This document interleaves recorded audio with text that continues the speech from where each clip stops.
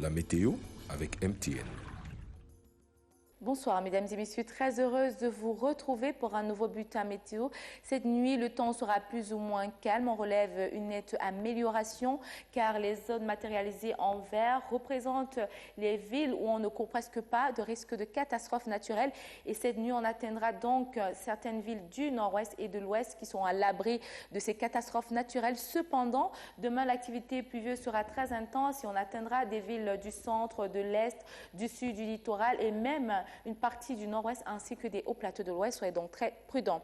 Côté température, cette nuit, c'est toujours des valeurs assez stationnaires comprises entre 16 et 24 degrés. Les températures les plus basses sont maintenues au nord-ouest, à l'ouest et dans la région de l'Adamawa, comptez de 16 à 19 degrés. Au centre, c'est de 20 à 21 degrés, de 19 à 21 dans la région de l'est. On atteindra les 24 degrés au sud ainsi que dans la région du sud-ouest. Soyez bien couverts tout au long de la nuit. Mesdames et messieurs, comme d'habitude, nous vous recommandons beaucoup plus de vigilance et de prudence en cas d'inondation. Excellente soirée.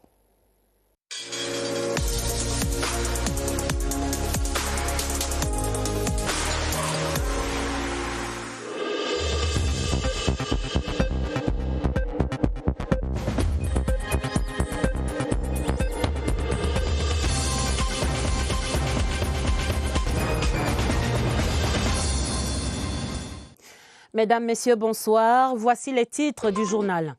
Le message de réconfort du couple présidentiel Paul et Chantal Biya, transmis ce mardi à Kumba par la mission interministérielle. Dans ce journal, la réaction de l'élite et les autres manifestations de condamnation des assassinats de Fiango. Le message du Cameroun au colloque de Brazzaville sur le 60e anniversaire des indépendances de l'Afrique équatoriale française. Le Premier ministre, chef du gouvernement, s'est exprimé au nom du chef de l'État ce mardi au Congo.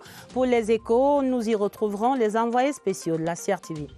Le message du gouvernement aux APE, les associations de parents d'élèves et d'enseignants sont tolérées, certes, mais attention au débordement. Le dossier du 20h30 va faire le point ce soir. Voilà pour les titres, le développement après ce message.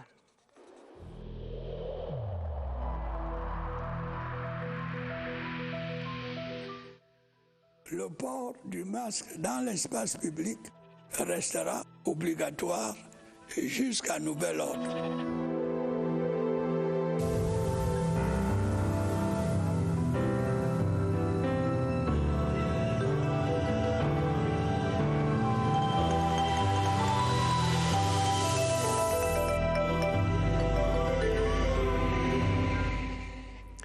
La ville de Kumba et le Cameroun tout entier sont toujours sous le choc après les assassinats terroristes de 7 élèves à Fiango.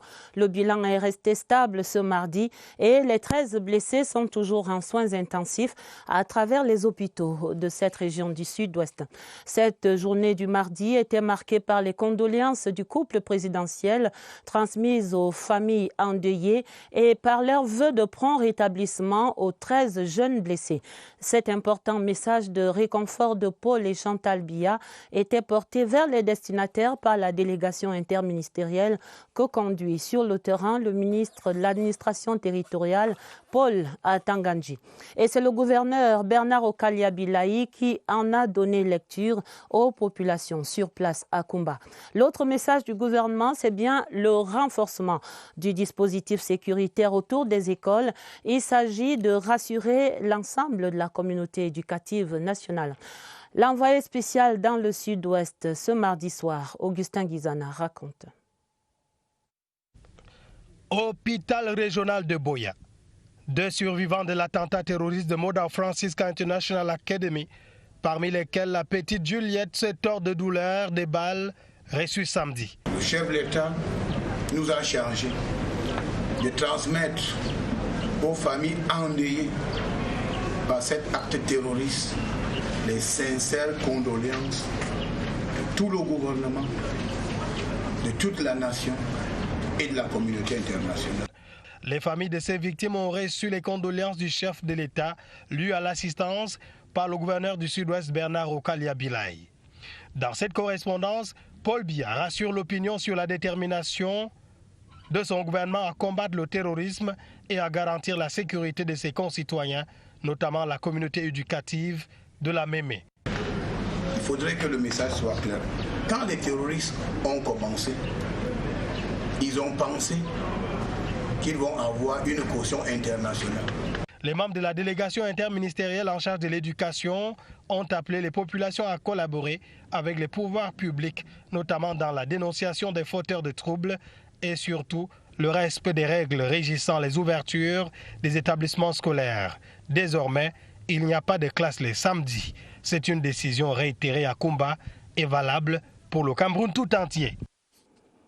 Le message est clair et la délégation interministérielle conduite par le ministre Paul Latangandji est fortement appréciée ce mardi par l'élite de Kumba, sortie massivement pour exprimer son espoir pour un retour à la normale. Et on a vu dans cette délégation les membres du gouvernement en charge du secteur de l'éducation. Dans la région du Nord-Ouest, des milliers de femmes sont sorties également pour exprimer leur ras-le-bol contre toutes ces violences à travers une marche de protestation dans les rues de Bamenda. Elles ont ensuite convergé à la rencontre du gouverneur Adolphe Lélé-Lafrique. Emmanuel Kolokou, notre correspondant sur place, raconte la marche de Bamenda. Une journée particulière à Bamenda. Des femmes par milliers, pancartes à la main, pleurent pour les enfants assassinés à Kumba. Elles sont de tous les âges et demandent en même temps un arrêt immédiat des atrocités dans le nord-ouest et le sud-ouest.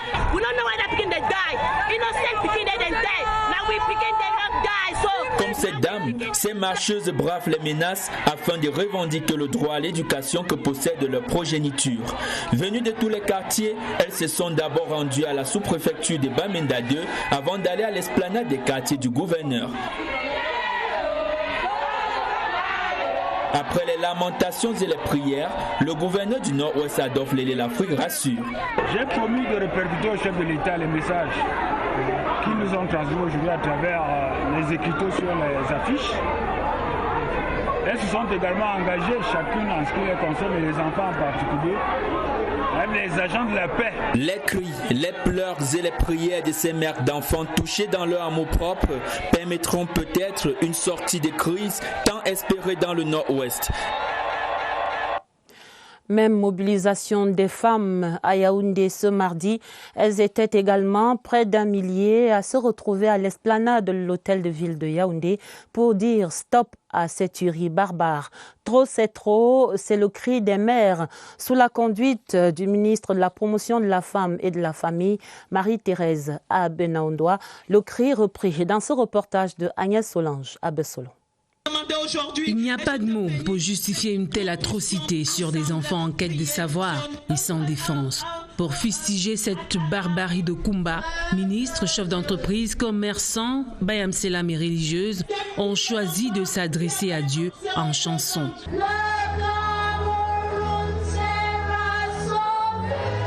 Prier ensemble pour la paix au Cameroun, sans distinction d'ethnie, de religion, de classe sociale ou de chapelle politique. Ces enfants étaient en quête de savoir, de connaissances, de culture comme tout enfant de leur âge. Ces innocents exerçaient simplement leur droit à l'éducation.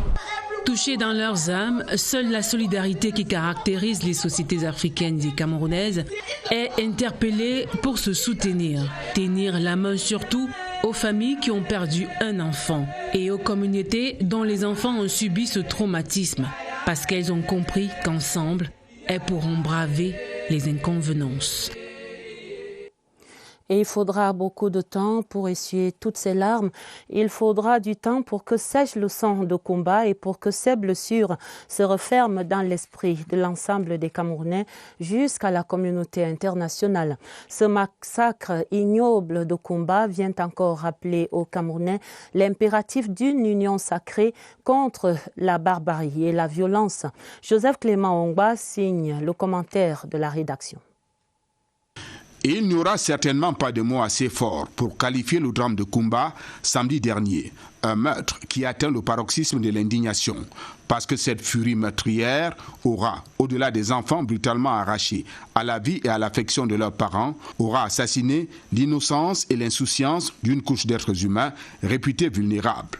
Aussitôt informé du drame, le président de la République Paul Biya aura instruit les services compétents pour une prise en charge diligente des blessés et leur évacuation vers des établissements sanitaires appropriés. En posture de père de la nation, il adresse un message de condoléances aux familles éprouvées auxquelles il attache sa compassion émue et celle de son épouse, Mme Chantal Biya. Pour une évaluation de la situation sur le terrain, le chef de l'État dépêche à Kumba une délégation interministérielle. Objectif, témoigner aux familles éplorées le réconfort, la solidarité, le soutien du gouvernement et de la nation tout entière face à une dure épreuve dont il n'est pas facile de se relever. Dans une union sacrée autour du drame, la classe politique camerounaise, tous partis politiques confondus, la société civile, la communauté internationale, à l'instar de l'Union africaine, de l'Union européenne, plusieurs ambassades dont les chancelleries sont logées à Yaoundé, condamnent avec la dernière énergie un acte ignoble qui défie toute décence humaine. Le drame de Kumba prive ses enfants du droit à la vie et du droit à l'éducation. Assassiner des enfants dans un établissement scolaire, c'est assassiner l'école, assassiner toute une génération et annihiler l'avenir de toute une nation. L'onde de choc commande une union sacrée autour de Kumba pour sauver l'école et nos enfants, en disant plus jamais ça. Et les réactions continuent d'arriver à notre rédaction, celle du président du Sénat et de l'ensemble de la Chambre haute du Parlement qui condamne ce mardi la tuerie de Kumba. Dans un communiqué rendu public, Marcel Niat Ndjifenji affirme que le Sénat continuera le combat contre le terrorisme aux côtés du chef de l'État, son Excellence Paul Biya. Et parmi ces voix qui crient stop à la barbarie et à la violence au Cameroun, celle du président de l'UNDP était entendue ce mardi. Dans une déclaration à la CRTV, Bello Bouba Maïgari affirme que le dialogue reste l'unique voie pour la résolution de la crise en cours au Cameroun. Il condamne l'assassinat de ces 7 élèves et appelle à traquer et à traduire les coupables devant les tribunaux compétents. Je vous propose de l'entendre dans cet extrait. L'assassinat a soulevé l'indignation de l'ensemble de la nation. Il n'y a pas un seul secteur de notre pays qui ne se soit pas senti visé par cet assassinat lâche. Et donc c'est l'occasion pour nous de dire que ces gens qui ont perpétré cet assassinat ne méritent qu'une seule chose, d'être traqués par non seulement les forces de l'ordre, mais par l'ensemble des Camerounais, où qu'ils se trouvent, pour qu'ils soient rattrapés le plus rapidement possible, traduits en justice et punis à la hauteur de leurs crimes. Président de l'Union nationale pour la démocratie et le progrès, le président Bello Bouba Maïgari, dans un extrait sélectionné par Éric Benjamin Lamère. Le mouvement africain pour la nouvelle indépendance et la démocratie qui condamne également cet acte inqualifiable et adresse ses condoléances aux familles endeuillées pour le retour à la paix avec fermeté. C'est également l'essentiel de ce communiqué signé par le président du bureau politique Anissé Ekane ce mardi. L'association Stand Up Africa condamne l'acte barbare de Kumba. Elle était face à la presse hier lundi ici à Yaoundé. L'ONG appelle à une action concertée gouvernement, société civile et communauté internationale pour traquer les auteurs de ces assassinats. Je vous propose d'entendre ici le président national de Stand Up Africa dans une interview avec Sadou Mamoudou. Condamne avec la dernière énergie ces actes inhumains et de barbarie perpétrés par des criminels dont le seul objectif est de semer le chaos pour servir des intérêts égoïstes. Nous tenons aussi à exprimer aux familles des victimes nos sincères condoléances les plus attristées.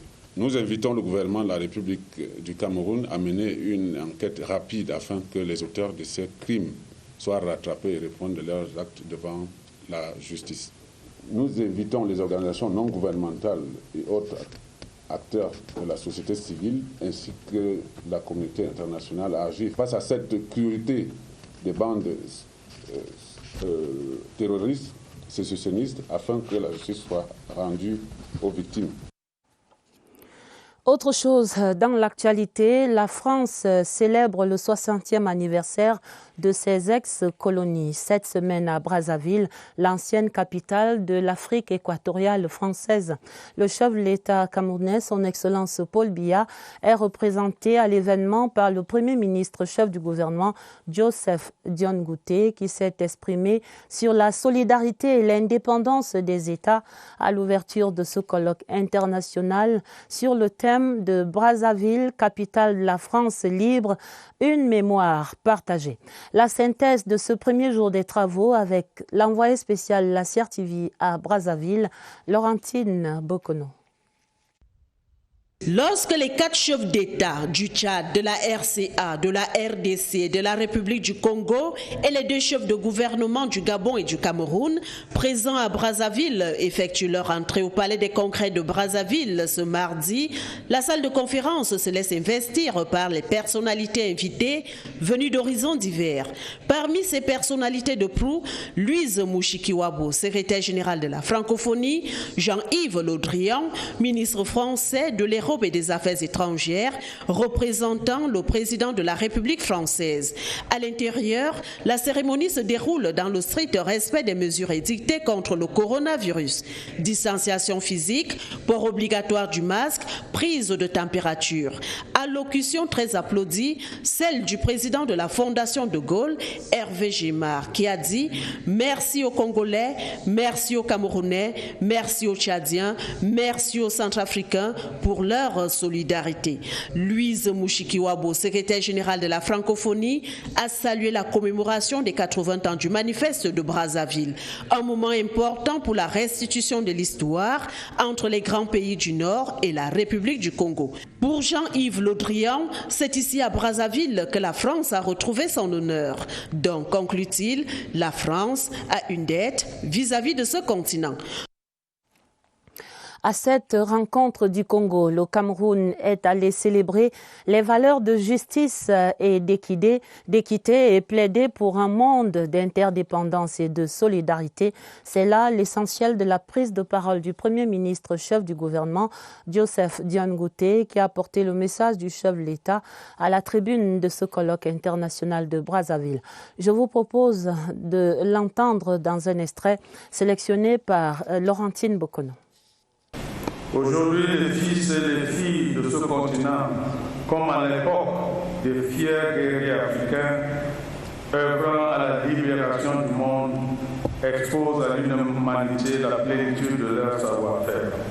La jeunesse, telle que nous l'attendons, n'est pas tout simplement le fer de lance de chacune de nos nations africaines. Elle est davantage une valeur pour l'avenir, pour sa vigueur, son énergie et son inventivité. C'est cette jeunesse qui, hier, a contribué par son sang et ses larmes à la libération de la France et à la formation d'un monde. C'est aussi cette jeunesse qui, aujourd'hui et demain, devrait relever le pari du développement économique et social de l'Afrique, pour que sa mémoire ne s'efface jamais de la conscience de l'humanité. Le Premier ministre chef du gouvernement, Joseph Dione Ngouté, à ce colloque de Brazzaville pour célébrer également la participation de 16 États de l'Afrique francophone à tous les combats de la France pour la France libre. À présent, le dossier du 20h30 pour questionner l'utilité de l'APE, l'Association des parents d'élèves et des enseignants. APE, généralement considéré comme un accompagnateur des projets de développement dans les établissements scolaires, mais APE également appelé à contribuer financièrement à ces projets. Comment donc est utilisé cet argent? Quel montant est exigé à ces parents qui payent à l'ensemble de ces APE au Cameroun? Réponse dans cette enquête menée ce mardi à Yaoundé par Barbara Padjama. Première chose à savoir. C'est une association qui a pour objectif améliorer les conditions d'enseignement et l'apprentissage. Pour fonctionner et bien gérer les fonds collectés, l'association des parents d'élèves et enseignants est arbitrée par des tests définis par les services du Premier ministre. Le texte donne les guides par rapport à les réalités de l'institution, mais pas un montant exagéré. Les tests en question n'imposent aucun montant. Libre aux acteurs de fixer la note. Après avoir identifié les priorités en termes de besoins, on calcule le coût et on divise par l'effectif de l'établissement. Ici, nous sommes à l'école du centre Yaoundé. Ici, pour nous, ça n'atteint pas 6 000, l'APE. Les dépenses sont généralement traçables. Ce premier trimestre, l'APE vient de pratiquer 16 bancs.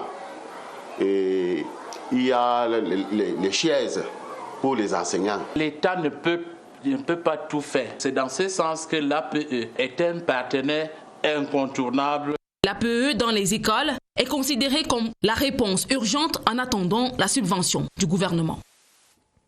Les frais d'APE ont même été parfois fustigés par les pouvoirs publics, mais cette contribution reste exigée dans la plupart des établissements scolaires.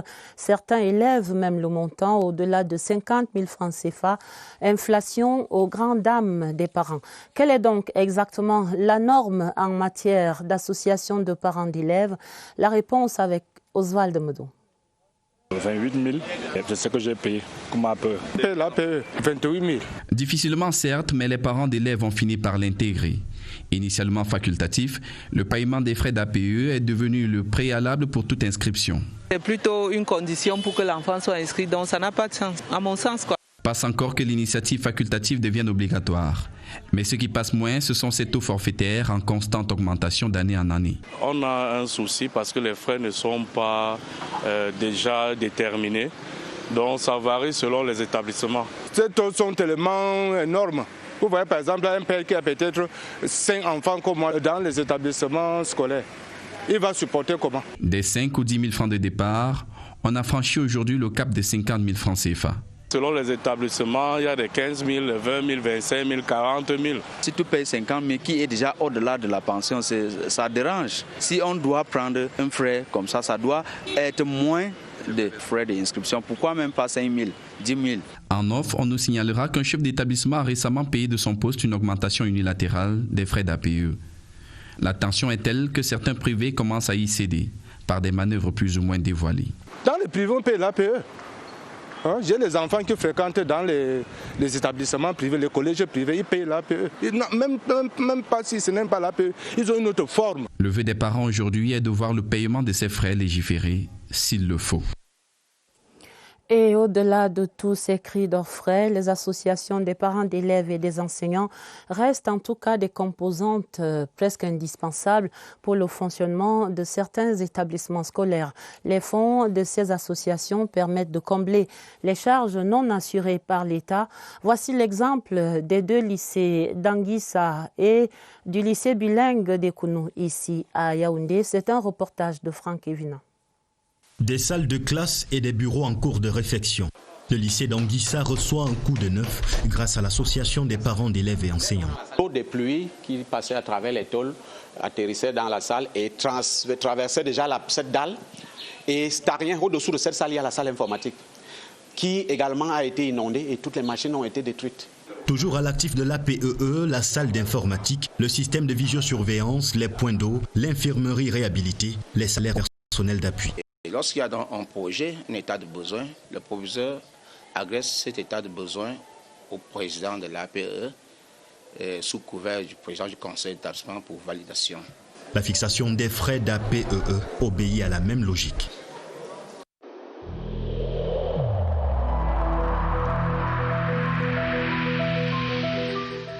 N'oublions pas que la négligence d'une seule personne peut nuire gravement à l'ensemble de la communauté.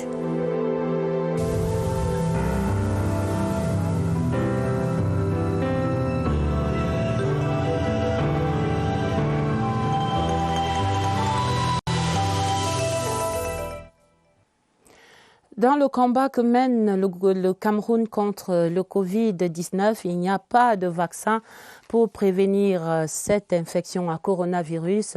La solution reste la prévention simplement. Et ce rappel était fait ce mardi par le docteur Linda Esso au point de presse quotidien avec un accent sur le respect des mesures barrières au sein des établissements scolaires et des universités. Pour comprendre la raison de ce rappel important, nous retrouvons immédiatement Évariste Eyenga et son invité au centre des opérations d'urgence de santé publique. Bonsoir Évariste, bonsoir au docteur Esso. Pourquoi ce rappel ce mardi?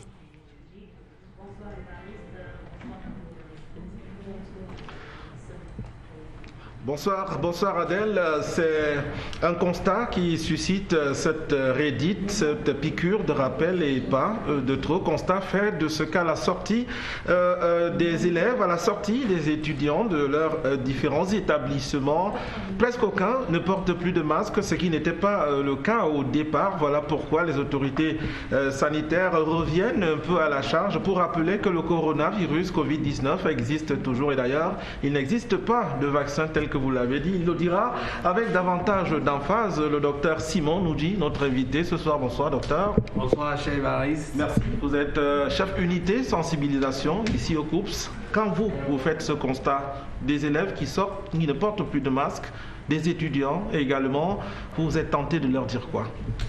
Oui, vraiment, lorsqu'on fait ce constat, d'entrée de jeu, nous sommes très gênés. Gênés parce que nous sommes dans un bon processus, un processus où on contrôle la maladie. Et maintenant, lorsqu'on contrôle une maladie comme la Covid-19, c'est le bon moment pour intensifier le respect des mesures préventives, en l'occurrence le respect des mesures barrières. Donc, on profite vraiment pour réitérer à tous les étudiants, à tous les élèves de ne pas relâcher dans le respect des mesures barrières, dans le port du masque notamment, le port systématique du masque, le lavage des mains à l'eau coulante et au savon, parce que lorsque tout le monde va converger à respecter ces mesures, assurément, la bonne voie qu'on a prise pour combattre cette pathologie, on restera sur cette bonne voie et nous serons tous vainqueurs. Alors ça c'est la vision du scientifique, mais est-ce qu'il n'y a pas des éléments de l'environnement qui motivent ce comportement et des élèves et des étudiants? On pourrait même aller à d'autres personnes. Par exemple, le démantèlement des hôpitaux de campagne, par exemple, la baisse drastique des hospitalisations. Il y a plus de malades dans les hôpitaux et les centres spécialisés de prise en charge. À ce moment-là, est-ce qu'ils n'ont pas les moyens avec eux de choisir cette décision? Oui, on peut comprendre l'attitude des élèves et des étudiants, mais nous sommes là pour leur dire que lorsqu'ils voient, on n'a plus beaucoup de cas d'hospitalisation, on n'a plus beaucoup de décès, la létalité plane autour de 2%, c'est plutôt de la bonne nouvelle. Ce sont des considérations importantes plutôt pour nous encourager à rester sur le droit chemin de la prévention, pas pour relâcher. Donc c'est pourquoi vraiment nous exhortons nos étudiants, nos élèves à continuer à respecter les mesures barrières, ne pas relâcher. Merci Dr Noudji, on l'a retenu. Il faut rester concentré jusqu'à la fin de ce combat contre le coronavirus Covid-19. Autre rappel, les dépistages et la prise en charge et des élèves et des enseignants ainsi que tous les acteurs du système éducatif sont toujours gratuits. Alors il faut tout simplement se rendre les services compétents. Merci Évariste. Vous étiez plutôt avec le docteur Simon Noudji. Vous lui transmettrez tous nos remerciements pour son intervention de ce soir. Dans les télécommunications, annonçons cette nouvelle agence de la société de téléphonie mobile MTN, nouvelle agence créée à Ekié dans l'arrondissement de Yaoundé 4e. Elle était inaugurée hier lundi par le gouverneur de la région du centre, Nasseri Paul Béa. Occasion pour le directeur général de MTN Cameroun de présenter ce service center que dévoile ici Daniel Menanga. De nouveaux rayons de soleil irradient Yaoundé 4, la source MTN, avec sa nouvelle agence, 6e arrivée dans la capitale. Je voudrais féliciter le management de MTN pour avoir ouvert cette agence ici, pour permettre à la population de Yaoundé 4 de trouver aussi le service de MTN sur place. Ne pas se déplacer pour aller ailleurs ou bien dans le centre-ville. Ça rentre aussi dans le développement de cet arrondissement. Et cette promesse dans les services offerts. Et cette promesse dans les services offerts, transférer de l'argent tous les jours, à toute heure, via mobile. En 2021, on veut prendre un autre cap. Donc l'agence Carrefour est créée, au-delà d'apporter à tous nos clients un service digital. Il y a très peu de personnes qui vont avoir même envie de s'asseoir parce qu'on peut avoir du Wi-Fi gratuitement. On peut tester tous les produits d'MTN. On a de multiples tablettes. On a beaucoup d'espace. On a un bar, un smart bar. On a également en haut l'espace VIP. Donc tous nos clients seront en mesure de tester nos services. Donc il va y avoir une équipe jeune et dynamique qui va pouvoir les servir avec tout le sourire et l'empathie dont on a besoin. Parce qu'à la fin du jour, nos clients, c'est notre famille. À condition aussi que le cadre d'équipe reste sécurisé, et c'est un défi pour le groupe sud-africain au Cameroun. Fini les files indiennes où on va s'ennuyer. Ça va être des files indiennes où on va pouvoir avoir du bon temps et au moment où on va devoir se faire servir, on va même se demander mais pourquoi il m'appelle si tôt. C'est l'expérience qu'on veut pouvoir créer ici à Carrefour Equier. MTN en a les moyens. Mobile Telephone Network revendique la place de leader dans le paysage de la téléphonie mobile au Cameroun. Potentiel, plus de 10 millions d'abonnés. Et en connecter davantage est l'intention du top management de MTN.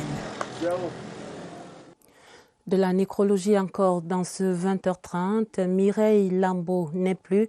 Notre collègue journaliste de langue anglaise à la direction des rédactions radio est décédée tôt ce matin, mardi, des suites d'une courte maladie. C'était au centre des urgences de Yaoundé. Je vous propose de l'entendre encore. Good afternoon, it's Monday, the 28th of September 2020. Another week in your company on CRTV's afternoon edition. I'm Mireille Lambeau in Yaoundé. Thanks for joining us.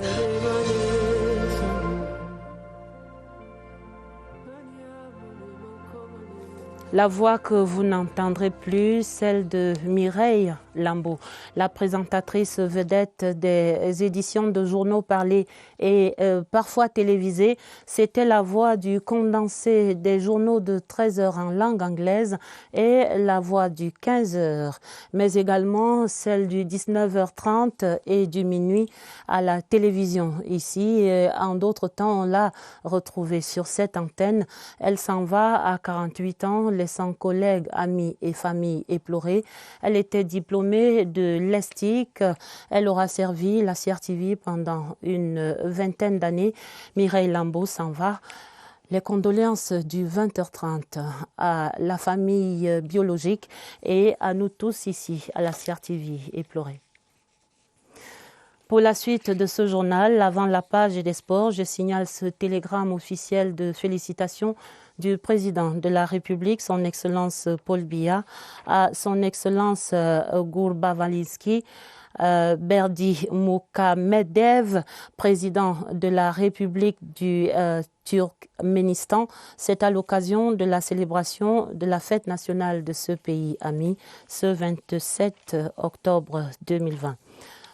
Ce sera certainement une note de sport avant de refermer le journal. C'était ce 30 octobre 2020, une date à retenir, une date annoncée. Le 31 octobre 2020, ce sera pour la Ligue de football professionnel du Cameroun la date du démarrage de la nouvelle saison sportive. C'était l'une des résolutions de la session extraordinaire de l'Assemblée générale de ce mardi ici à Yaoundé. Voilà qui met un terme à ce 20h30 pour ce journal. Il était préparé avec la collaboration de Martine Noël Dengue et de Augusta Ngononga. Vous aurez un autre journal quand il sera minuit en compagnie de Gilbert Ongene et de Georges Marcel Messila. Retrouvez immédiatement après le journal votre mensuel.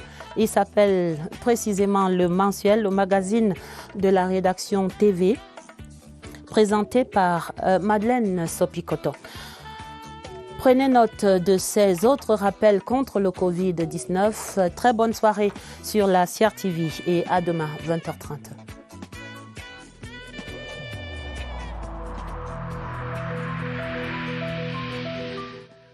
Il est essentiel que les mesures qui ont été indiquées soient absolument respectées par chacun de nous. Lavez-vous régulièrement les mains à l'eau et au savon ou à l'aide d'un gel hydroalcoolique. Restez à au moins 1 mètre de distance des autres personnes, surtout si elles toussent, éternuent ou ont de la fièvre. Si vous avez de la fièvre, de la toux ou des difficultés à respirer, consultez un médecin.